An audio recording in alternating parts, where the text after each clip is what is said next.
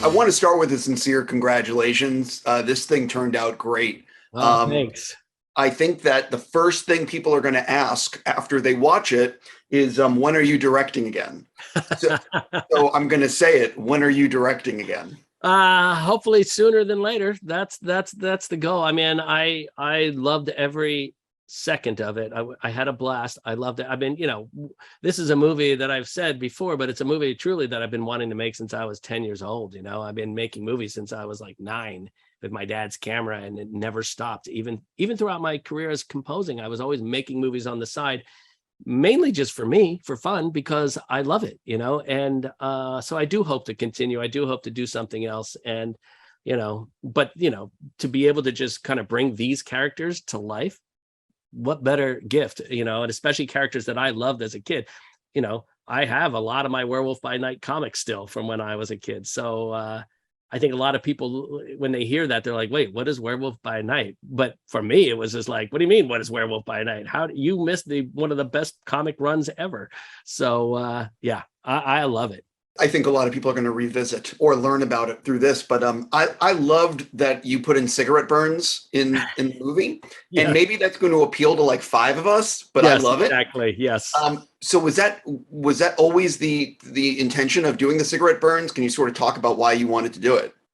It was something, as we were editing and stuff, my editor, Jeff, and I are such nerds for this kind of a thing. And we were just like, oh, we got to put in those things too. We got to put in the real changes, so that, because we always approach this as something that was being done, say, in the 30s, like what would they have done and what would they have had at their disposal? How would they have done it? So we did as many practical effects as we could. We built actual sets for everything. Like those are all real sets, everything you see in there. And our visual effects supervisor, Joe Farrell, did an incredible job of just sort of like taking care of everything else that we needed. But there weren't like blue screens and green screens, and there weren't like sticks with tennis balls saying, hey, that's a monster, look at that. There was none of that.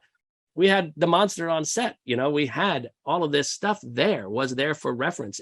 And even if we enhanced it later to some degree, it was still on set for us. And that was important. I wanted the actors to feel like they were in a true environment, as opposed to having not only the work of creating these characters for us to experience on film, but then they would have to also imagine what was around them. I didn't want any of that. I just wanted them to be there with everything.